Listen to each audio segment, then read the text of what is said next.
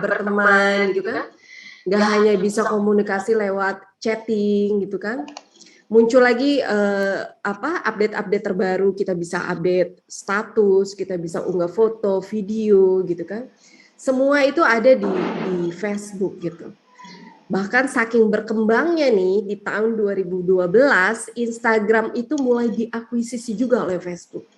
Dan pada tahun 2014 itu WhatsApp juga diakuisisi oleh Facebook. Jadi Facebook ini ibarat kata raksasanya media sosial saat ini gitu. Bisa dibayangkan berapa ratus juta penggunanya gitu ya. Ada gitu kan. Cuma seiring perkembangan media sosial yang begitu cepat gitu ya, banyak dampak positif memang gitu kan. Kita bisa lebih mudah berkomunikasi, bisa mendekatkan yang jauh gitu kan. Yang kita nih misalnya komunikasi dengan yang ada di Jambi atau yang ada di Sumatera Selatan gitu kan, kita bisa komunikasi lewat media sosial. Kita bisa tahu nih aktivitas saudara kita yang ada di Jambi dan saya di Jakarta gitu ya. Kita bisa saling tahu. Kalau dulu sulit gitu ya untuk berkomunikasi, tapi kita saling tahu. Bahkan dari media sosial Facebook ini juga muncullah sumber ekonomi barulah bisa dibilang, karena orang itu bisa mencari penghasilan dari media sosial. Orang bisa mempromosikan produk-produknya gitu kan di media sosial dan bisa dipasarkan akhirnya ke seluruh Indonesia gitu. Tapi media sosial ini juga punya dampak negatifnya nih bagi kehidupan kita gitu. Banyak juga dampak-dampak negatif yang bermunculan setelah munculnya Facebook. Apa aja sih sebenarnya? Nah, apa yang berubah setelah munculnya media sosial?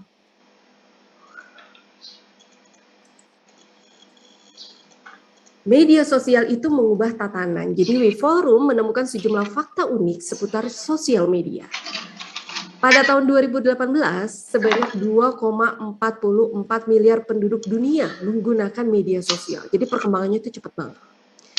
Media sosial juga mengubah hubungan personal, hiburan, pekerjaan, dan cara belajar. Kita bisa lihat nih, media sosial ini udah benar-benar mengubah tatanan hidup kita gitu. Pekerjaan yang dulu kayaknya cuma bisa dilakukan di kantor gitu kan, atau di suatu tempat di lapangan gitu, harus tatap muka. Tapi kan perkembangan media sosial dan teknologi ini akhirnya kita nggak mesti harus benar-benar selalu tatap muka, semua bisa dikerjakan di mana saja gitu kan. Yang penting ada wadah untuk kita kayak gini nih, kita sama-sama bisa ikut pelatihan gitu kan, saling berbagi informasi gitu kan. Ini adalah salah satu dari tatanan yang berubah gitu dalam perkembangan media sosial. Kemudian ada berapa pesan yang beredar tiap menit di media sosial. Jadi dari WeForum ini kita menemukan 30 juta pesan di Facebook dan hampir 350.000 cuitan di Twitter. Bisa dibayangin ya, tiap menit gitu kan, itu ada sekitar 30 juta pesan gitu dari berbagai negara gitu. Jadi ini yang harus kita waspadai. Di satu sisi kita bisa mendapatkan informasi itu dengan cepat gitu kan. Tapi di sisi lain kita juga harus hati-hati gitu karena banyaknya beredarnya media sosial, informasi-informasi yang diposting, diunggah gitu kan.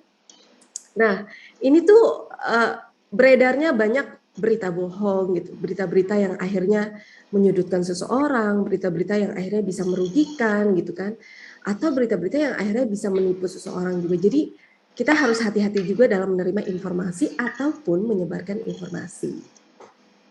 Lalu ada fakta unik nih, yaitu penghuni Facebook lebih banyak daripada manusia di bumi. Maksudnya gimana? Jadi akun-akun Facebook ini itu tuh jumlahnya lebih banyak daripada jumlah manusia di bumi.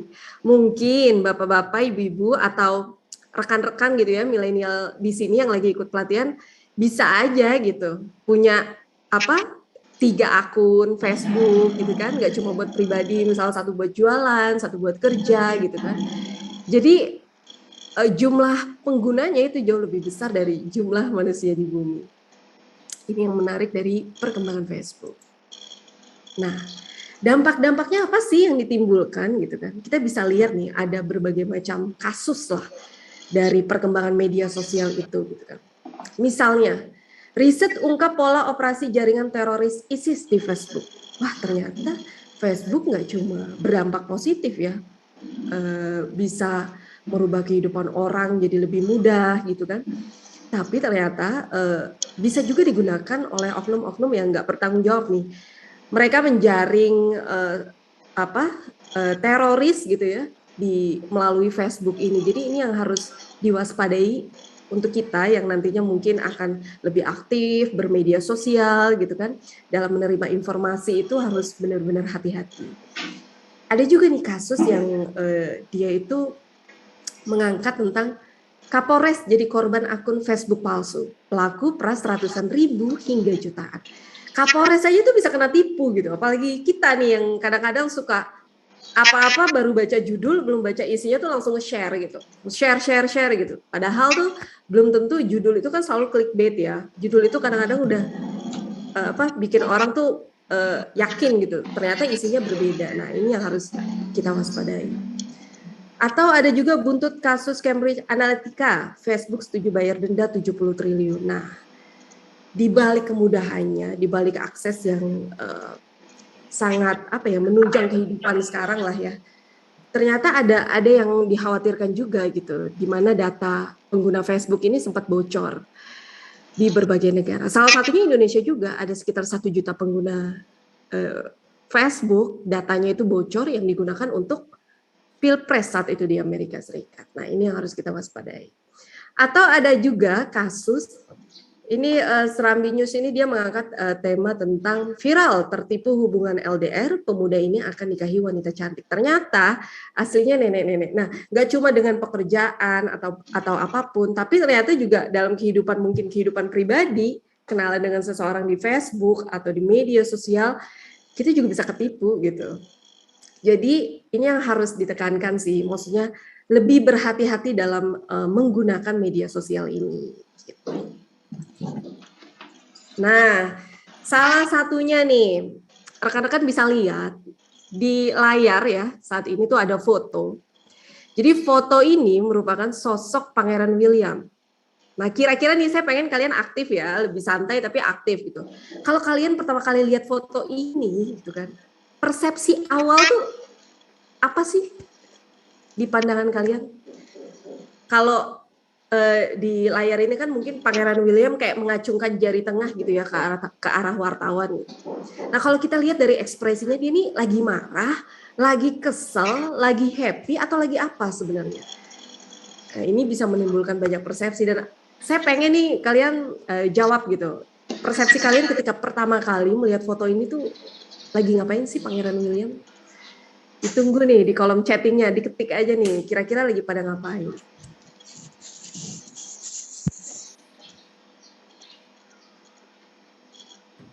Belum ada yang jawab ya, mungkin masih mikir.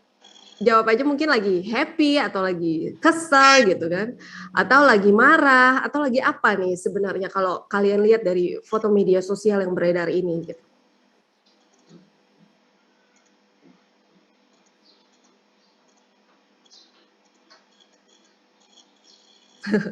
Ini Pak Agung jawabnya habis ngupil. Terus ada juga Ibu Ida sepertinya marah dan kesal gitu kan. Ada juga mungkin lagi menyapa. Nah, ini kan beda-beda kan jawabannya. Kalau yang lain gimana nih? Baru 3 orang yang jawab kira-kira. Kira-kira tuh foto Pangeran William tuh lagi ngapain ya di foto ini?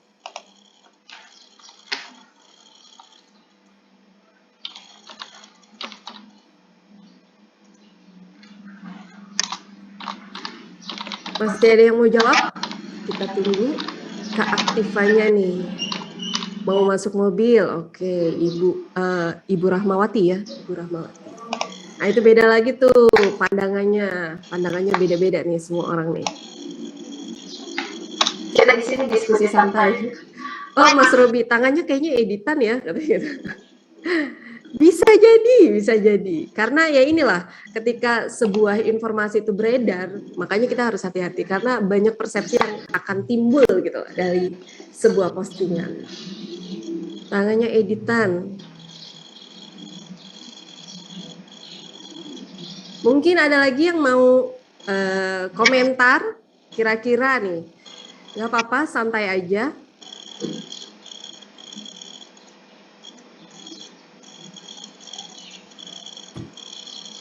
Nunjukin angka. Oh, karena dia satu jari ya, nunjukin angka. Ini Mas Dino. Kira-kira ada lagi? Pengambilan foto bisa jadi jarinya bukan lebih dari satu jari kalau dilihat dari depan. Oh, jadi menurut ini Mas apa Mbak ya, Oti Yulis Rianti. Jadi kalau dari samping kelihatannya satu jari, bisa jadi kalau dari depan bisa jadi bukan satu jari nih, gitu pandangannya. Ayo, yang lain gimana? Kira-kira? Masih ada yang mau jawab? Kita masih tunggu ya. Yang paling aktif tuh dinilai loh nanti. Jadi kita di sini saling sharing, saling berbagi informasi gitu ya. Nggak usah takut untuk saling diskusi gitu kan.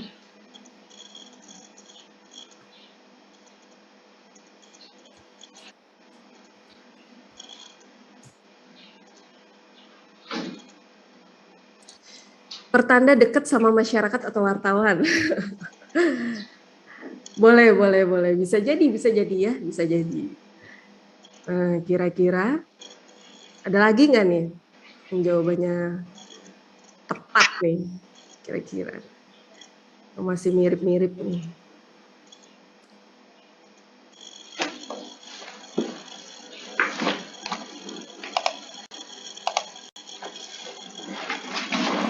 Nah, kita coba sebelum kita jawab nih.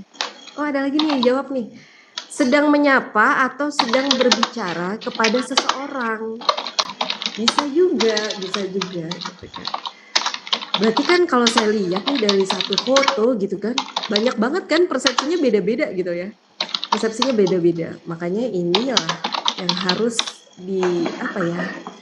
ditelaah lebih dalam lah sebelum kita main publish atau main sharing sebuah informasi gitu di media sosial. Oktariani Hasibuan lagi ngasih respon kesal atau tidak terima ke media atau wartawan. Emang kalau dilihat dari wajahnya nih kayak lagi kesel gitu ya. Mungkin wartawan nanyanya sesuatu tentang kasus kali ya gitu. Ini kayaknya masih banyak yang pengen jawab sih. Jadi saya tunggu deh di kolom chat nih. Mungkin masih ada yang pengen jawab gitu kan. Kira-kira ada lagi kah yang ingin menjawab? Ini tuh lagi ngapain sih Pangeran William tuh? Lagi kesel kayaknya sama wartawan gitu. Ini Mas Robi Setiawan nih. Tangannya sebenarnya menunjukkan angka 3. Wah. Kayaknya kayak paranormal nih, tahu ya. Kayaknya sebenarnya tangannya angka 3 tuh. Tapi tampak samping kelihatan jari tengah. Oke. Berarti Mas Robi ini menelaah dari sisi fotografi nih gitu kan. Ini kayaknya angkanya 3 bukan 1 gitu kan. Ini masih menarik nih, masih banyak yang pengen jawab nih kayaknya. Masih ditunggu deh kalau misalnya masih ada yang penasaran gitu, pengen jawab, nggak apa-apa, kita diskusiin bareng-bareng.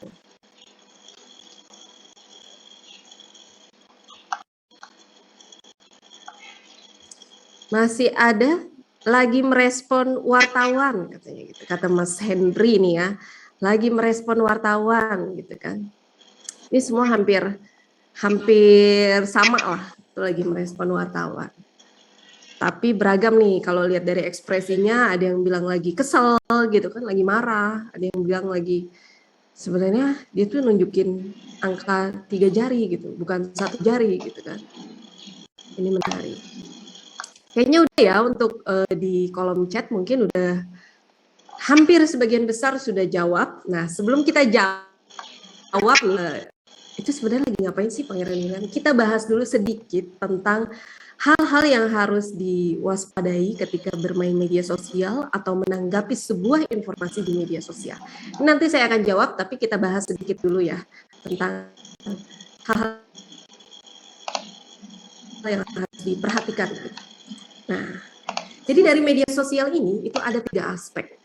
Ada misinformasi, ada disinformasi dan hoax. Ini yang harus kita hati-hati gitu ya.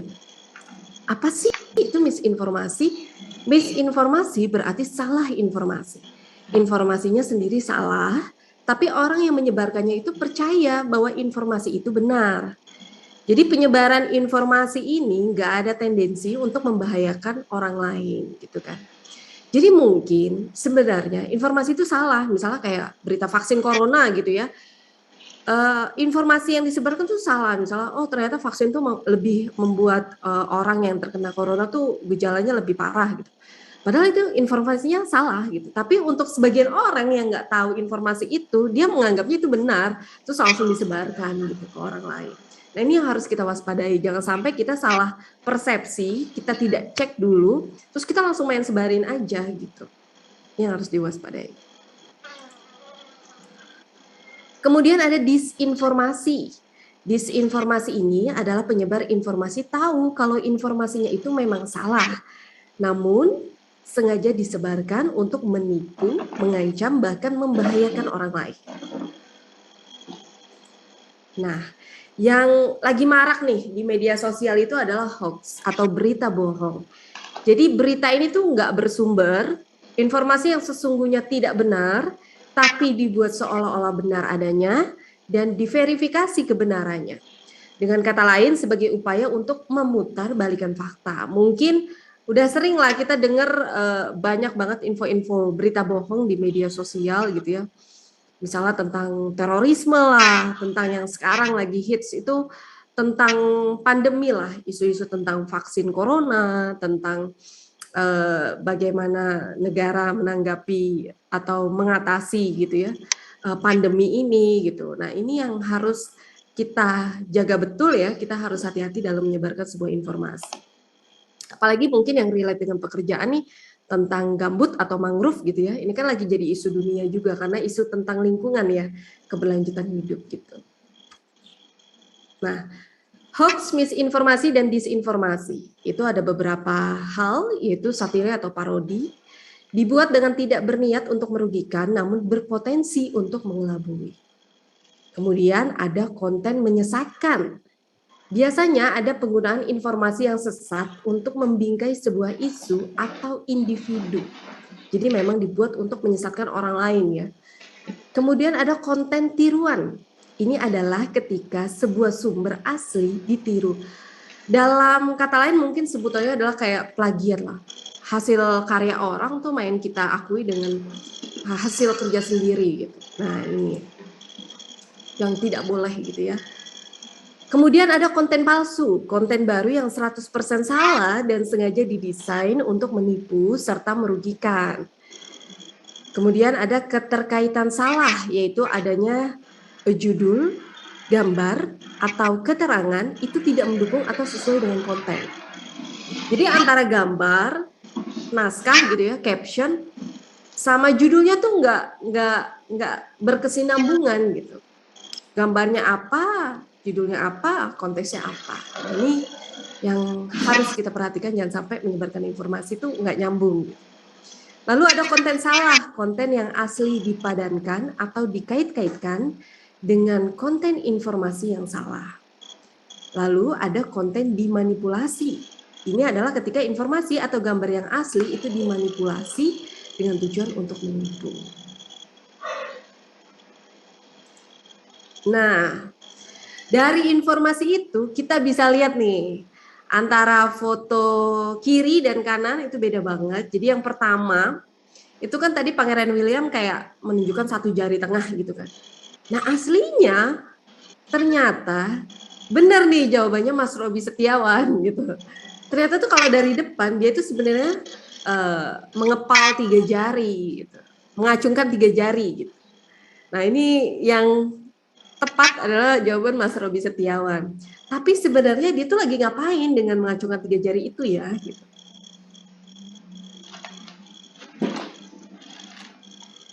Ternyata Pangeran William ini justru sedang dalam keadaan bergembira ketika foto itu diambil. Jadi dia tuh lagi happy lah gitu ketika baru keluar dari rumah sakit karena putranya itu Pangeran Louis baru lahir gitu. Mungkin dari samping tadi kan kelihatannya kayak lagi marah gitu kan, lagi kesal gitu sama wartawan. Ternyata aslinya enggak gitu. Nah ini kan berarti menimbulkan persepsi kan. Dari sebuah foto yang kita unggah aja bisa menimbulkan banyak persepsi. Makanya itulah kadang kita harus melengkapi dengan caption yang juga lengkap gitu. Jadi di sini gambarannya adalah saat itu Pangeran William berjalan ke mobilnya dan mengatakan kepada wartawan, kami sangat senang 3 kali lipat rasa khawatir akan muncul sekarang. Jadi dia happy lah, dia mengungkapkan rasa gembiranya ke wartawan baru atas kelahiran anaknya yang Pangeran Louis ini. Gitu. Tadi jawaban yang benar tuh ya Mas Robi Setiawan, jawabannya tepat nih. Nah ini juga berkaitan dengan bagaimana sih teknik pengambilan gambar nanti gitu kan. Nanti di sesi kedua dan sesi ketiga itu tuh ada teknik pengambilan foto dan juga pengambilan video gitu. Untuk pengajarnya juga beda nih, ahlinya langsung. Jadi benar-benar manfaatin dari konten, foto, dan video yang nanti kita akan unggah di media sosial. Satu hal yang penting yang harus diwaspadai, yang harus kita tahu juga gitu kan, bahwa ada undang-undang ITE. Jadi kita nggak bisa nih main sembarang publish gitu kan. Jangan sampai akhirnya senjata makan tuan gitu. Apa yang kita publish itu akhirnya buat kita tuh jadi bumerang gitu kan. Di pasal 27 ayat 3 itu melarang setiap orang dengan sengaja dan tanpa hak mendistribusikan atau mentransmisikan sehingga membuat informasi itu menjadi sebuah pencemaran nama baik atau penghinaan. Banyak orang yang sengaja, kayaknya kita kalau di media sosial kadang-kadang tuh mungkin rekan-rekan suka curhat gitu kan, ngeluh gitu kan di media sosial, hari ini kesel nih habis gini gitu. Nah itu yang harus kita saring tuh, apa yang bisa kita publish dan apa yang tidak bisa dipublish. Salah satu contohnya nih ada kasus gitu kan, kita bisa lihat satu kasus yang diangkat oleh detik.com waktu itu. Lika-liku ibu muda Ervani curhat terbuka di FB yang berujung penjara. Jadi waktu itu pengadilan Bantul itu di Jogja, hakimnya itu membebaskan Ervani gitu kan.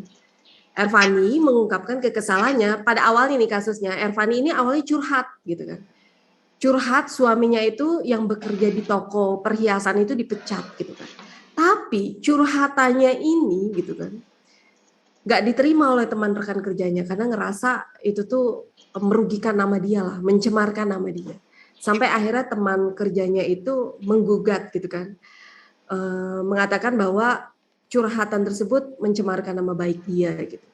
Nah ini yang harus kita waspadailah ketika kita bermain media sosial, kita mengunggah sebuah informasi, atau kita curhat ke kesalahan kita gitu. Jangan sampai ini akhirnya membuat kita masuk penjara gitu, atau terkena undang-undang ITE ini gitu kan.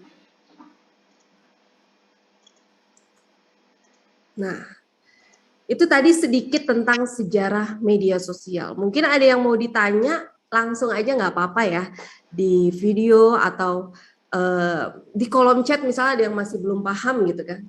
Nah ini optimalisasi media sosial itu sepenting apa sih? Penting, apalagi ketika kita bekerja untuk mengoptimalkan informasi yang kita akan sebarkan ke masyarakat gitu.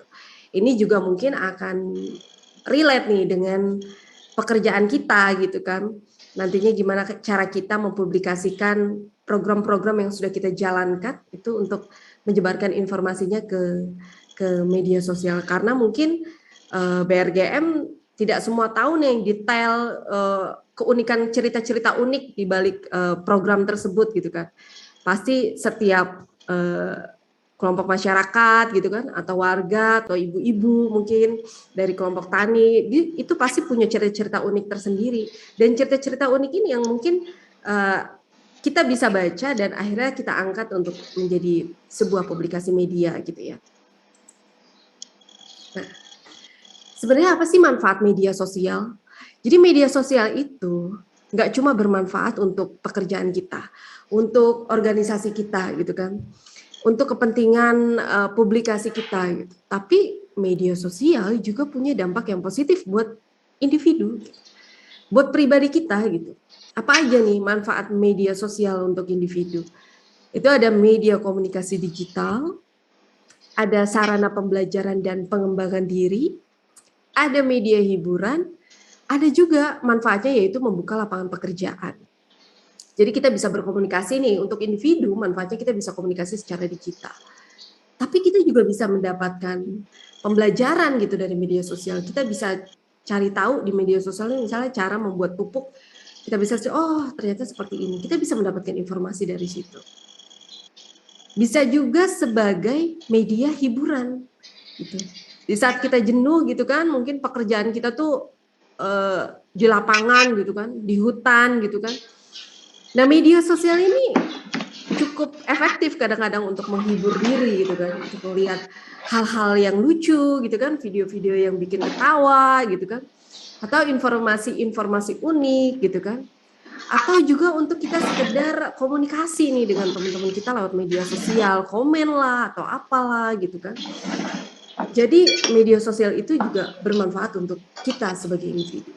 Kemudian ada yang menarik nih, media sosial juga bisa membuka lapangan pekerjaan. Nah, maksudnya apa gitu? Banyak orang mungkin belum menyadari kalau manfaat media sosial itu juga bisa menambah pundi-pundi buat kita gitu. Misalnya kita mengunggah sebuah foto gitu ya, atau kita misalnya saya pernah sebagai praktisi media gitu ya, saya pernah bekerja sebagai reporter gitu di TV gitu misalnya. Terus saya posting tuh sebuah video hasil liputan saya di media sosial gitu kan. Nah dari situ ada orang yang mungkin saya nggak pernah kenal, orang itu mungkin lihat di timeline gitu atau dimanapun gitu ya ketika dia cari. Akhirnya dia nanya gitu, Kak kalau misalnya kita mau jadi wartawan tuh ngambilnya jurusan apa ya gitu. Oh ngambilnya jurusan komunikasi misalnya. Terus dari dia tanya-tanya, dia kuliah akhirnya dia ngambil komunikasi dan di kampusnya dia mengadakan sebuah seminar gitu ya. Akhirnya saya diundang tuh untuk menjadi narasumber atau pembicara gitu kan. Itu kan akhirnya menambah pundi yang di luar pekerjaan kita sebagai wartawan misalnya gitu kan. Atau juga mungkin ketika saya memposting sebuah video liputan saya bersama Presiden misalnya Jokowi. Akhirnya banyak yang nanya, Kak kalau misalnya bikin profil tentang rumah sakit bisa nggak gitu, company profile, naskah TV-nya gitu. Oh bisa gitu. Nah itu kan di luar pekerjaan yang saya nggak pernah tahu, ternyata bisa menghasilkan juga gitu. Nah mungkin relate-nya dengan rekan-rekan di sini gitu kan, rekan-rekan di sini yang di Jambi dan Sumsel tuh mungkin lebih ke restorasi gambut ya, dan mangrove ya, misalnya restorasi gambut dan mangrove lah. Gitu. Misalnya kalian posting foto tentang apa ya, pengolahan lahan gambut gitu ya, menjadi suatu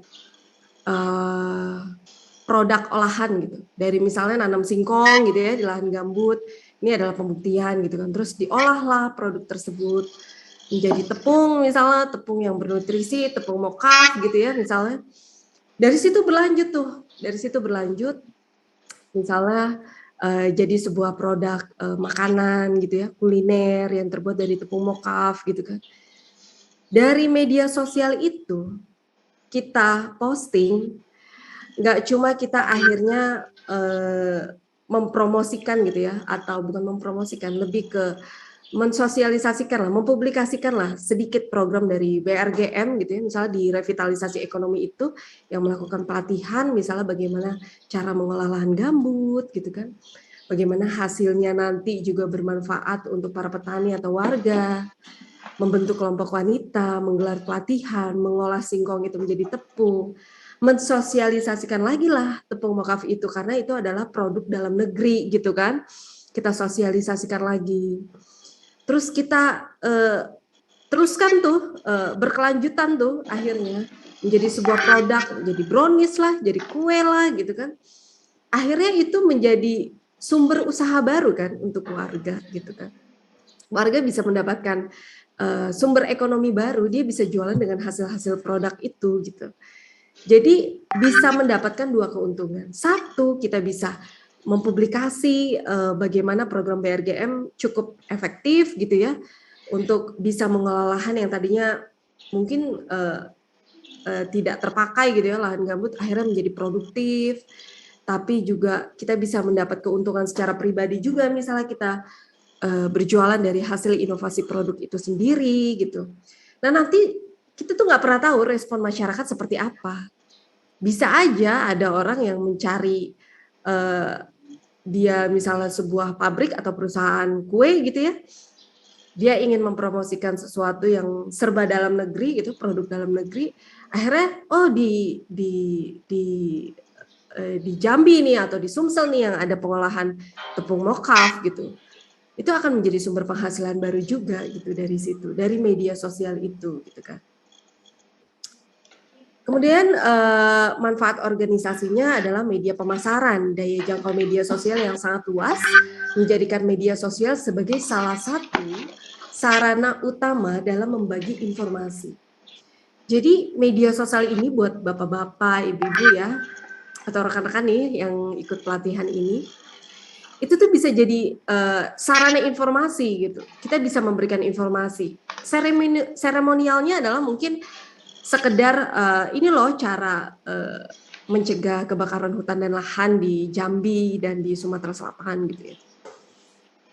Tapi di situ kita bisa continue juga, kita publikasikan, oh emang gimana sih caranya mungkin orang yang nggak tahu gitu ya tentang lahan gambut atau kebakaran hutan tuh pencegahannya tuh kayak gimana sih. Nah kita bisa publikasiin tuh, oh pencegahannya itu ada pembangunan sekat kanal, ada pembangunan sumur bor gitu kan.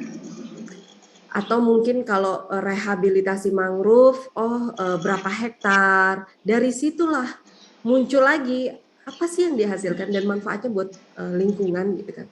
Oh ternyata di situ habitat ikannya jadi bagus nih kalau ada mangrove gitu kan. Oh ternyata Bear Game itu nggak cuma dia rehabilitasi mangrove doang gitu. Ternyata dia juga ngadain pelatihan nih, gimana sih caranya bikin pertambakan yang ramah lingkungan, yang berkelanjutan gitu kan. Jadi informasi-informasi yang kita publikasi ke media sosial ini bisa diketahui banyak orang gitu. Bisa dibaca oleh orang yang mungkin ada di seluruh Indonesia atau mungkin juga sangat bermanfaat untuk petani-petani gambut yang wilayahnya misalnya belum direvitalisasi lah atau wilayahnya belum diedukasi tentang bagaimana sih mengolah lahan gambut tanpa bakar gitu kan misalnya. Gimana sih mengolah lahan gambut itu biar jadi subur. Nah mungkin dengan postingan-postingan kita ini akan dibaca mereka dan mereka oh ternyata mengolah lahan gambut tanpa bakar itu jauh lebih subur ya, jauh lebih produktif, jauh lebih menguntungkan buat warga gitu kan. Nah inilah fungsinya media sosial untuk kita mempublikasikan pekerjaan kita. Kalau ada yang mau nanya silahkan ya. Kita sharing, kita bagi informasi, atau ada yang mau nanya di kolom chat gitu ya, gimana caranya? Ya gimana Pak? Saya Agung Radi, saya Fatkes dari Sumatera Selatan. Oke, Pak Agung ya?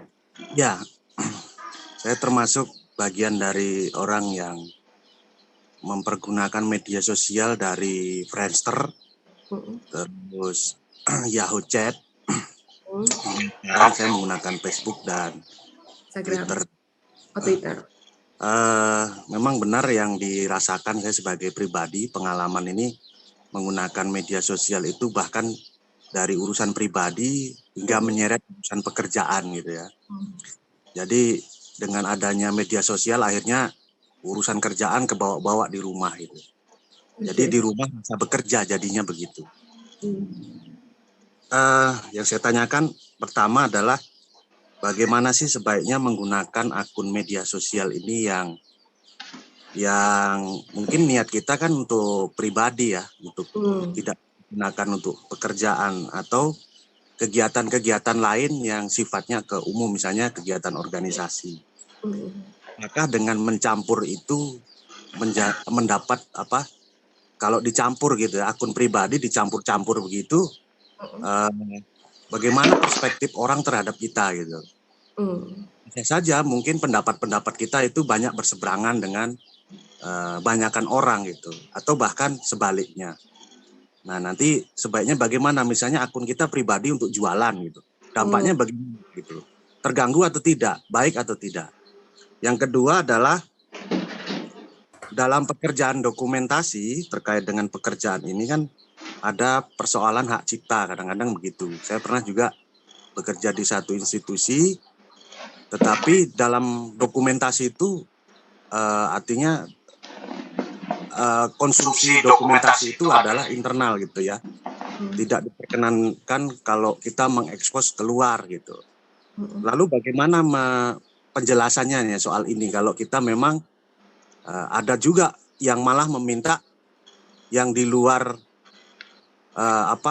pekerjaan mendokumentasikan malah minta dibantu untuk publikasi seperti kita sekarang di Badan Restorasi Gambut gitu kan, minta bantu lah bahasa kita dari secara pribadi gitu.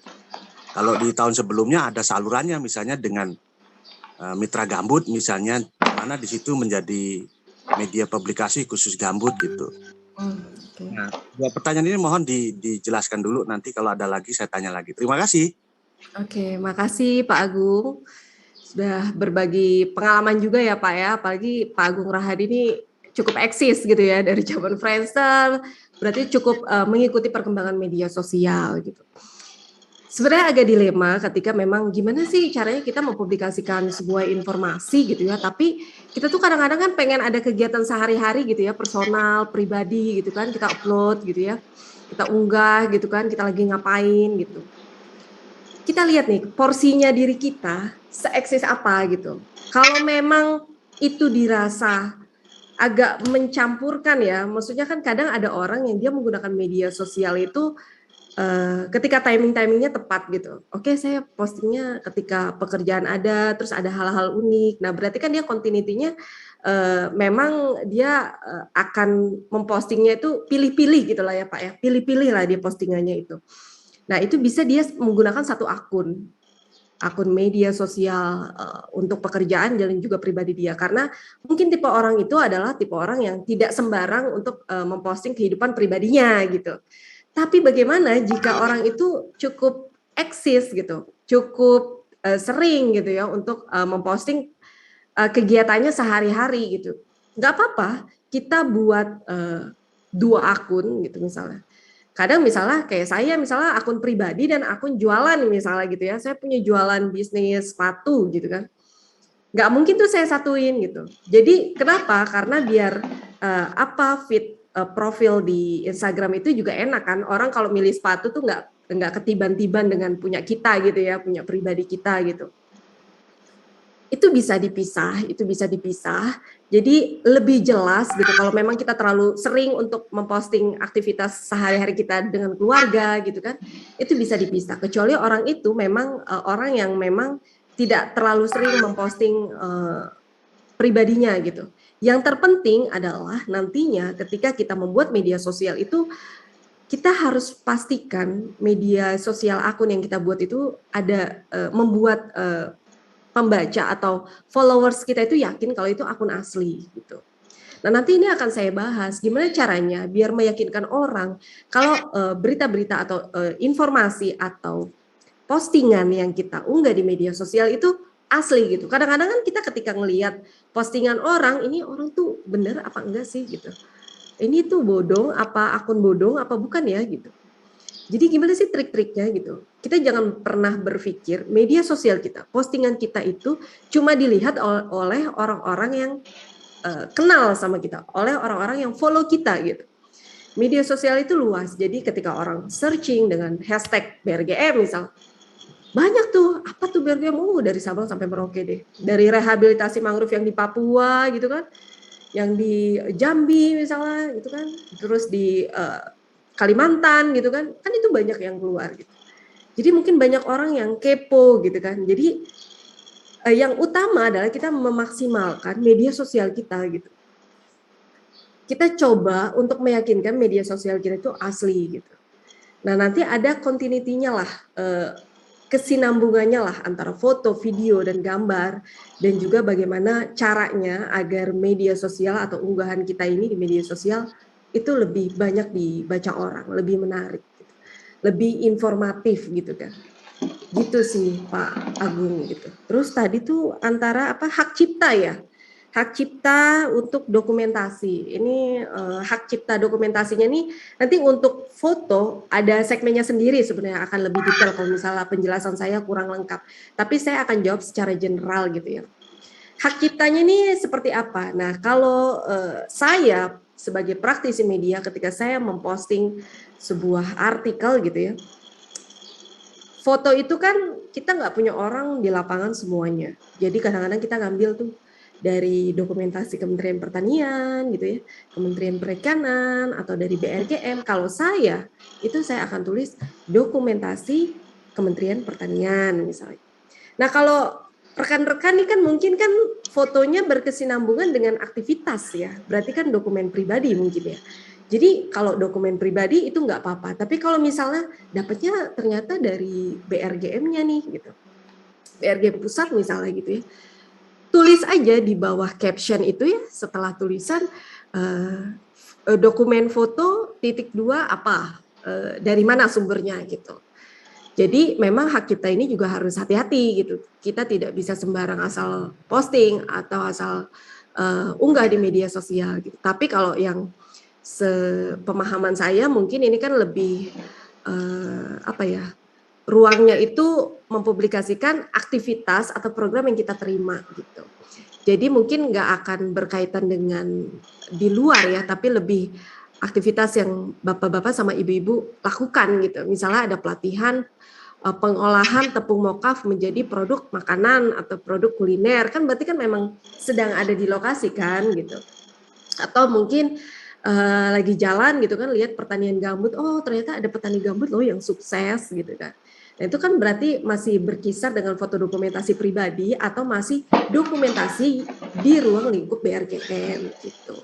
Tapi memang hak cipta ini kita juga harus pilih-pilih dalam memilih foto gitu. Gitu Pak Agung. Kira-kira ada yang masih kurang paham atau ada yang mau menanyakan lagi sebelum kita sambung nih di slide selanjutnya untuk mengoptimalisasikan media sosial kita tuh apa aja sih aspek-aspeknya yang harus dilakukan. Belum ada atau di kolom chat ya, kalau masih malu untuk ngomong langsung di video nggak apa-apa, di kolom chat kita nanti coba jawab. Nah, ini berkaitan tadi dengan akun-akun tersebut ya. Profil medsosmu adalah wajahmu. Nah, kunci memaksimalkan media sosial itu ada 5 hal lah yang sebaiknya kita lengkapi. Gitu. Ada nama, ada bio, ada foto profil, ada tautan di profil, dan juga ada lokasi. Jadi nanti saya akan bahas satu persatu gitu. Gimana sih caranya biar media sosial kita ini dipercaya juga untuk pembaca atau followers gitu kan. Kalau memang ini benar-benar informasi yang akurat gitu, karena nggak dipungkiri lah ya, sekarang itu banyak banget akun-akun media sosial. Ada yang lagi ngehits nih, misalnya kasus apa gitu, langsung tuh banyak tiruan akun gitu ya, yang lagi heboh untuk mencari keuntungan semata gitu. Nah ini soal nama nih, jangan gunakan alias. Salah satu hal yang membuat pembaca itu yakin ini adalah media sosial asli dan bukan bodong gitu ya, atau bukan palsu gitu ya, kita harus gunakan nama asli. Jadi orang tuh tahu, oh ternyata ini Ferry Irawan nih gitu. Jangan kita pakai Ferry ganteng gitu ya, atau Ferry apa gitu lah. Kita coba pakai nama asli. Ini untuk meyakinkan pembaca kita bahwa informasi yang kita berikan itu memang benar gitu. Kemudian kita juga kasihlah sedikit keterangan biografinya gitu. Misalnya kalau di layar kita bisa lihat ada Atta gitu ya, dia nulis dia itu YouTuber, dia punya usaha ini. Nah mungkin juga kalau kita personal tuh kita bisa kasih keterangan apa ya, Pokmas BRGM atau apa gitu ya, tergantung posisinya masing-masing lah gitu, atau kelompok tani wanita gambut gitu kan. Hal-hal kayak gitu tuh orang jadi akhirnya oh ya ternyata nih kelompok tani wanita di sini ya gitu. Jadi orang yang mungkin ingin mencari tahu atau mencari informasi akan lebih yakin gitu. Atau mungkin hal sepelenya adalah Ketika orang ingin mencari informasi tentang cara mengolah gambut gitu ya, ya ketika dia lihat, oh iya ini petani gambut gitu, ketua wadah para petani gambut di Riau atau di Jambi gitu kan. Jadi mereka merasa mendapatkan informasi dari sumber yang tepat gitu. Pasang foto asli. Nah, banyak orang itu yang pasang fotonya tuh bukan asli gitu. Entah foto kartun lah gitu, foto imajinasi lah gitu kan. Ilustrasi gitu maksudnya. Terus foto anak kecil lah gitu. Nah, itu kan akhirnya orang tuh ini tuh orangnya yang mana ya gitu. Ini Pokmas yang ini tuh yang mana ya orangnya gitu. Ini petani yang sukses itu yang mana ya gitu di Jambi gitu. Karena fotonya tuh bukan asli gitu. Kenapa kita penting? Mungkin aja sosok kita ini inspiratif buat orang lain dan bisa diangkat di sebuah media gitu, media massa. Gitu. Kadang saya itu juga mencari informasi itu dari media sosial. Jadi media sosial ini bukan sekedar hiburan saat ini, tapi bisa jadi sumber informasi juga buat media massa. Nah, saya tuh kadang-kadang suka bingung gitu, waduh ini petani nih sukses banget nih, masih muda gitu kan. Banyak tuh foto-foto dia, foto-foto hasil pertaniannya gitu kan, hasil panennya. Tapi nggak ada foto dia gitu. Foto dianya tuh nggak ada gitu. Fotonya tuh ya foto ilustrasi lah kadang-kadang gitu kan. Nah, padahal kita butuh gitu. Padahal tuh sosoknya inspiratif gitu untuk diangkat gitu. Tapi nggak ada foto asli. Tapi orang juga bakal ngira ini tuh orangnya bener nggak ya gitu. Nah, itu pentingnya lah memasang foto asli di akun media sosial kita. Biar media sosial kita juga lebih aktif gitu ya, lebih dipercaya, dan orang juga lebih tertarik lah untuk melihatnya. Kemudian ada tautan dan lokasi. Kalau misalnya memang kita punya web gitu ya, kita bisa masukkan itu di link. Kalau nggak punya, minimal kasih keterangan tentang lokasi. Gitu. Misalnya rekan-rekan ini cuma memposting foto lahan gambutnya aja gitu, atau mangrove-nya aja gitu. Nah orang tuh kan bingung, mangrove tuh banyak gitu di berbagai daerah. Ini mangrove di mana nih bagus banget setelah direhabilitasi gitu. Tapi kalau kita kasih keterangan itu mangrove di Jambi misalnya gitu kan, orang bisa tahu, oh gila ya, ini di Jambi tuh bagus banget loh sekarang. Bahkan rehabilitasinya tuh berjalan dengan baik, warganya bisa jaga alam, bahkan tuh mangrove-nya tuh bisa jadi tempat wisata gitu. Bisa jadi sumber ekonomi baru gitu. Bahkan orang yang mungkin tadinya nggak minat ke sana, lihat view-nya gitu ya, lihat fotonya, ih bagus banget gitu. Jadi penasaran buat ke sana gitu. Pengen ngunjungin ke sana karena ada wisata mangrove-nya nih, apalagi instagramable gitu, buat foto-foto, buat swafoto, buat wisatawan kan penting gitu ya gitu. Kita bisa kasih lokasi gitu. Karena ketika orang pengen traveling itu kan kadang-kadang kayak saya juga ya, atau mungkin rekan-rekan juga, aduh pengen backpacker kemana ya, hashtag lah misalnya trip Jogja atau trip Jambi gitu kan, trip Bali gitu kan. Keluar tuh apa yang ada wisata di Bali, wisata di Jambi.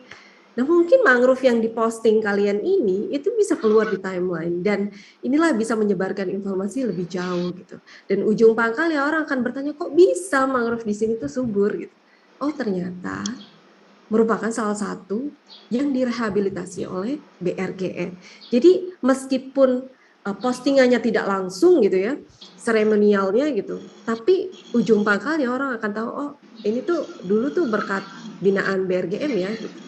Sejak ada BRGM tuh wajah pertanian gambut tuh berubah ya. Dari yang mungkin orang stigmanya udah nggak bakal bisa subur gitu kan. Tapi oh ternyata di sini bisa subur loh. Bisa jadi sarana edukasi juga buat orang-orang yang atau sekolah-sekolah pesantren-pesantren tuh sekarang kan dikasih tahu ya ada pelatihan sekolah lapang juga gitu ya. Bagaimana mengolah lahan gambut tanpa membakar gitu. Nah, konten dan kampanye ini bisa memberikan banyak hal. Ada konten yang inspiratif, ada konten yang menghibur, ada konten yang informatif gitu kan. Ada konten yang edukatif. Nah, maksudnya tuh kayak gimana sih gitu? konten-konten yang kita berikan gitu ya, misalnya tentang penanaman mangrove gitu ya, itu kan berarti informatif, memberikan informasi buat masyarakat gitu. Ini di Jambi lagi ada pengolahan lahan gambut, gitu kan, pembasahan lahan gambut. Nah, kita bisa kasih tahu tuh informasinya tuh apa aja. Gitu. Atau mungkin kita bisa kasih informasi-informasi yang tidak bersifat seremonial. Karena kan mungkin pembangunan sumur bor itu nggak setiap minggu gitu ya, setiap bulan ada gitu. Tapi kita punya cerita-cerita unik di belakang itu gitu. Cerita uniknya tuh misalnya tuh kita lagi mau bangun sumur bor gitu kan ke tengah hutan. Saya juga nggak tahu nih ya di lapangannya seperti apa nih rekan-rekan ya. Misalnya gitu, ada cerita unik lah tantangannya ketika membangun sumur bor atau skat kanal gitu ya. Di mana masyarakat tuh misalnya kita harus naik perahu dulu terus ke tengah hutan itu. Mungkin di tengah jalan ada yang kemarin tuh saya dengar ada salah satu kelompok masyarakat yang cerita. Jadi waktu kita mau nanam mangrove, itu masyarakatnya itu sempat dikejar sama tawon. Nah itu kan bisa jadi cerita gitu, yang tadinya mungkin bagi sebagian orang ini tuh hambatan gitu dalam menanam mangrove gitu tuh pakai dikejar tawon lah, atau perahunya harus lewat lautan, perahunya terbalik lah, itu kan hambatan.